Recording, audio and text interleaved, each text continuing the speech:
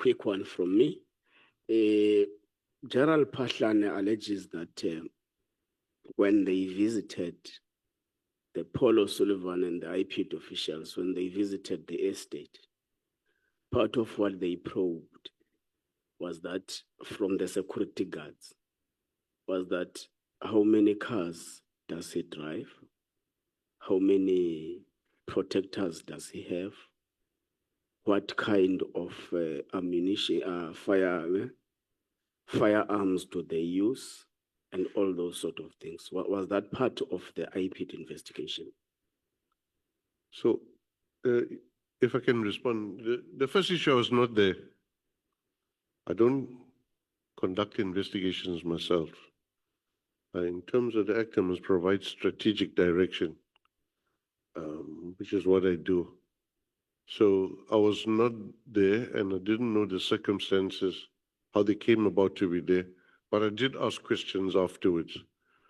And clearly the crime intelligence people, 3 of them, the one we didn't have in, but we have it now, Heine or Henia, Kruger and Kutsia, they don't suggest any of such issues were asked. Now, to complete the answer, if such issues were asked about what weapons and stuff like that, I wouldn't agree with that. I wouldn't agree that that's right. So I would not go along with that. If I was in a situation, it's not part of investigation.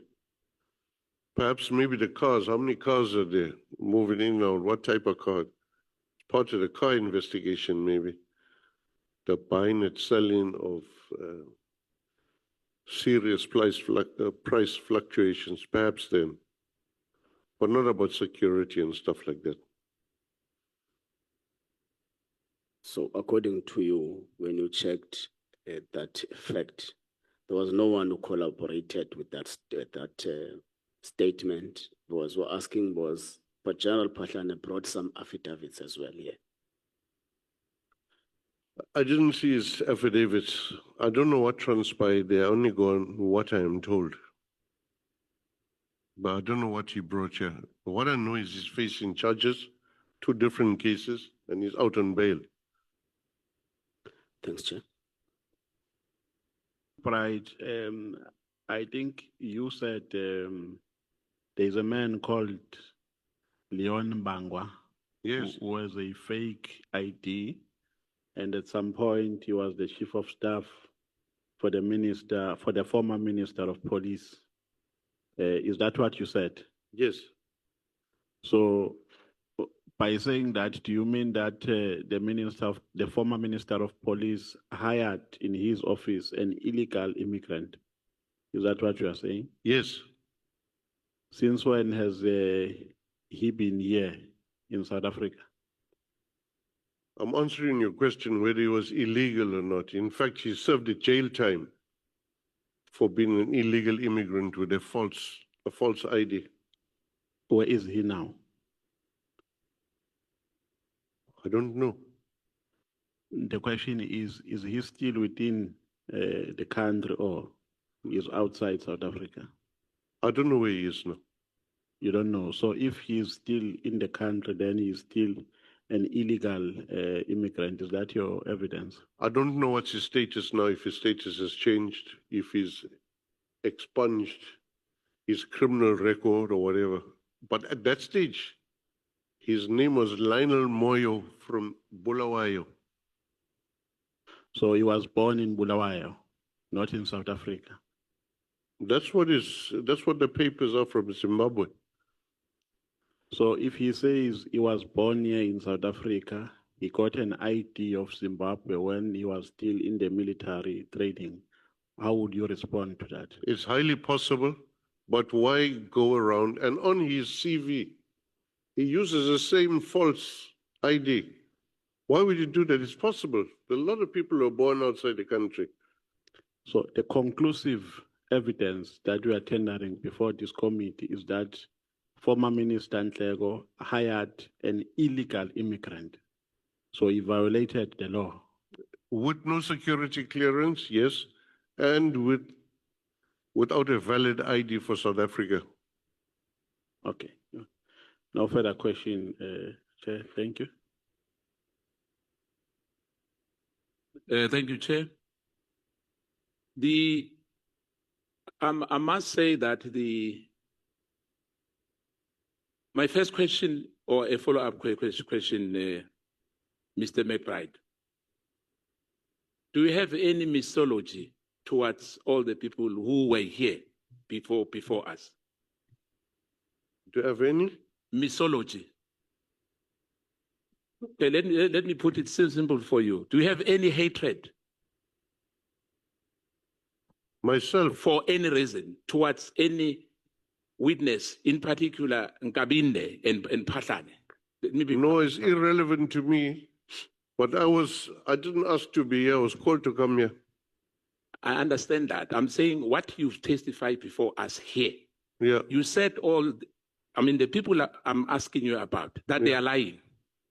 In other words, they are mendacious, and it's only you who's telling us the truth. No, it's not true. On each and every occasion, I've brought in other testimony to that effect, and I've exposed the lie. No.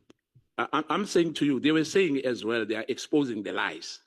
So who's lying here? Is it you are the only person who's telling us the truth?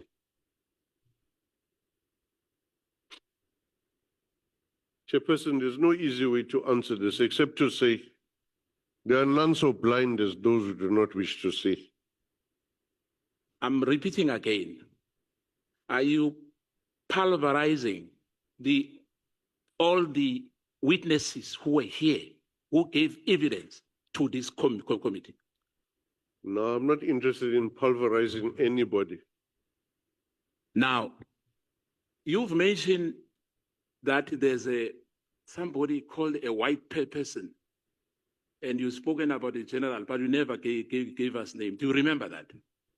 Or you didn't know the names of those I don't people? understand what you're asking. No. Let me simplify for you, Mr. McBride. I'm saying in your statement, when you were reading the statement, when you were explaining to the evidence leader, you spoke about a general. When I raised my hand to the chair, because I wanted you to tell us what is the name of that general. You've done that twice, and hence I'm sitting here. I'm confused. Which general were you talking about? And at a later stage, you spoke about there was a call to a white somebody else, and there was no name as well. Hence, when we are in this committee, we always ask for names. You don't remember? I don't know what you are actually asking me. I'm asking the name. Of who? Of those people you said a general, but you didn't give us a name. In which particular context? Yeah, hence I'm saying to you, now you are asking me the question which I was supposed to ask you when you were mentioning those, when you make those allegations against a certain general, who I don't know who were you talking about. In whatever context, names are important here. We don't have to hide any name. For instance, let me put it like this, Mr. McBride. You were very clear about Leon Bangwa, that he was illegal, whatever, immigrant. And I'm saying let me put it to you. There was an issue of Paul O'Sullivan. Are you aware that O'Sullivan has got multiple passports in this country? It's possible, yeah. What have you done about that? It's not illegal to have multiple passports or citizenships. Yeah, let me put it to you. Are you aware that Paul O'Sullivan's got multiple passports? Do you agree on that? Do you agree on that? Are you agreeing with me that he has a multiple passport and there's nothing wrong? That's what we are telling the committee today. It's not against the law, the way I understand it. So if it's against the law, then action can be taken by Home Affairs or... Point of order, Chair. I thought this time was for clarity-seeking questions. This doesn't sound like clarity-seeking question. I think maybe Honorable Skhosana wants to hold off until tomorrow to cross-examine the witness. Don't do but there's one chair here. Chair, can you please once again, That is not a point that is Sangweni, please. being disputed. Honorable Sangweni knows very well that there is one chairperson. She has a right to call a point of order. We have given you time, and we are still giving you time, Jali. We are still giving you time to ask clarity-seeking questions. Me as well, because when you remember when I raised my hand, you said I must lower my hand. Chair. It was not you alone. No, I'm talking about Honorable myself. James as well, Honorable Chair. Ngola as well. They'll speak for themselves. I'm saying to you, the witness spoke about the general. I'm still going there again because the issue which you are talking about. Ask the witness the question. It doesn't want to respond on that. It says the context. Don't you want to respond, Honorable McBride? Oh, Mr. McBride, sorry. Anyway, you have been a member of this house. Liberation Movement, McBride. Okay. Sorry, Chair, I'm not sure what the question is because we jumped from it. No, he says that during your testimony, Yeah. you mentioned that there was a white general. You said what general? Said someone phoned a white person, Yeah. but he never gave us a name of So that white person who was phoned. Yeah, what he wants is the name of that white person who was called. I don't know what the context is. Where was this white person phoned? But it's you who said so. But we are asking me now, Mr. McBride. Hence, I'm saying, Chair, we gave him too much time to say things without giving us names. He has forgotten about that. He has completely forgotten about that. But it's him who said so. It's not me. What was he talking about? When That's why I want him to elaborate on that. What was he talking about? When- You are saying a white somebody else was called. I don't know. Yes, Where I'm sitting, I don't know. what I'm asking is at which point during the testimony? Chair, I was not the one who was giving evidence here. You've got your researchers, they can tell you. I'm not giving evidence. It's him who must be asked that question. It's not me. Hence, I was raising that because I could see that, you know what, Honorable member, the end, when I'm going to ask him, he will say he doesn't remember. ask him the question. I'm asking him again, Yeah. which white person he was talking about. I'm still saying that because it's him who said so. Yeah. What is the answer, Mr. McBride? The only time I mentioned white man was Yeah. when I said my colleagues did the white man thing. They pushed Paul in front to find a way in. No, I'm not talking about that. There was a call which was made to a white person. Chair, that's what he said. If you go to the Hansard, you'll get that. Chair, protect us, please. Chair, if you may. No, I can't protect. Until 12 o'clock. Honorable James, wait. Listen here, honorable members. I can't protect you from yourselves. No, Chair, you must give context. We just went through an entire witness statement. Just give at least what I happened. cannot protect you from yourself. So we're going to sit here until 12 o'clock. I can't protect yourself from yourselves. Chair, can you acknowledge me? When you say, Member is gone. The honorable member is Honorable gone. James, when you say protect us, you include Honorable Skhosana in that statement. Yeah, Honorable Skhosana, may you please ask the question that you want to ask? Chair, I've asked this question 4 times now. What is- There's no answer. What is And- what is no, the, Chair. what is No, the no, Chair. context? The context of the question. Interjection, Chair, if there is such. May I interject, Chair, for a solution? Can I? No. If you have a solution, present the solution as a collective there. You are sitting next to the honorable. The MKP speaks in one voice. Honorable Nomvalo has just reconfirmed here that the Can I MKP speak speaks through you? in one voice. Chair, I can be sarcastic. And if some members, they are catching feelings here for whatever reason. No, Chair, give me a chance. Let's not go there. Chair. I have, listen, Honorable Skhosana, I have given the honorable members who spoke before you, I gave them chance to ask the witness questions.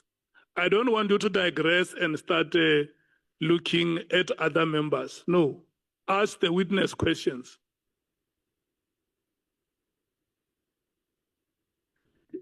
Chair, I'm going to reserve my right now because of this issue. It's been done to me many times, in particular, James, that when I'm on the podium, not for the first time, and I can do that to her. Don't start with me. If they don't respect Hon you, Chair. Skhosana, don't start with me. I was trying to help you. Honorable, Leave No, me I don't need your help. oh, no. You are wasting your time here. James, I don't need your help. If you don't have time to see, if you are even an alternative member. Honorable James. Once you even told her that she's an alternative member, you want to intimidate Honorable me James. when I'm asking. Can we? If she wants to go, she can go home. Can we do? We are here at work here. Can you do this, honorable members? Honorable Skhosana. No. I'm still talking to you. May you please listen to me. It is for the first time you raise your grievance with the chair about the conduct of Honorable James, isn't it? It's for the first time I'm sitting here. I'm speaking on record. It's for the first time you raise. Chair, I was sitting with her Raise the at grievance. M24. She has done the same. When I was asking Advocate Johnson, I won't forget. You never told. To help you because Help. I don't need her help, Chair, please. No, Chair, I don't need her help. Can both of you listen to me? Can both of you listen to me, please? Let's do this, honorable members. Honorable James, if what Honorable Skhosana says that every time he speaks, you show gestures that do not give him comfort. May you please desist from doing that. Number two, Honorable Skhosana, where I come from, a man always avoids a loud altercation with a woman. Where I come from, a man always avoids a loud altercation with a woman. Because there is more that can be said by a woman during the altercation. And that must never be heard by other people. So you said you are reserving your right to speak now. Chair, I think I will continue tomorrow. Thank you. Thank you so much. Honorable James, you were the last. Father, Mr. McBride, you mentioned a member by the name of Manamela that you've said uncuffed a suspect. Can you just give us the initials of that member? Because there's an active member by the name of Manamela that's still in SAPS. I think this one might have retired, ma'am. I remember as Sup Manamela those days, and he was part of the crew that came from Northwest because they were busy at that stage, 2006, with following up the money that had been taken and the money that some cops had helped themselves to. At Benoni police station was a break-in there. He was a suspect in some of our cases also, long before I went to IPID. Okay, I'm going to stop you there for the sake of progress. Tomorrow, if you can please give me the initials, because there's quite a few Manamela still active within SAPS, so that we can identify who's this person. Secondly, you mentioned someone who's in GNU who threatened you. That's still part. Back then, they threatened you. When you came to the committee, they part of GNU and they threatened you. Who is that member? It was outside the committee. Doesn't matter. He's a member of this house. Who is that member? It's the Minister of Correctional Services. Groenewald. Yeah. Why did he threaten you? He told me I must watch out, and he put his, it was not in the committee meeting. We had attended an intelligence briefing, and I was invited. And we all were in this intelligence briefing. It was in like a theater format. When we came out today, he confronted me, but in fairness to him, at a later stage, he asked me in more detail, is it true that the corruption is so bad? And then he never came back to me again. But that day he was telling me to watch out. So for some reason, Patlani is like untouchable. There are, Chair, anecdotal statements about why he's untouchable. But I don't want to go there. That's speculation. The fact is, the current minister threatened me. Minister Groenewald, Peter Groenewald threatened you Indeed. when it came to accusations made against General Patlani. Yes. Okay, thank you. Let's leave it there. But And then also, my last question, in your testimony, I'm not sure if I heard correctly, you can correct me. You mentioned Jackie Selebe as a big brother.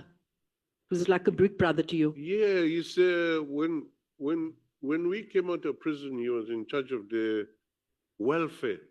Okay, I don't want you to go any further. I just wanted to get clarity on that because Jackie Selebe was in cahoots with drug smugglers, such as Glenn Agliotti, and you consider him as your big brother. Yeah, that I'm was- going to leave it there. Thank you. Yeah. Thank you, Thank you, Chair. honorable members. Thank you, Honorable James. Mr. Robert John McBride, it's me who is speaking now. If you can look at me. Yes, sir. Advocate Bongiwe Mkhize, thank you so much once again.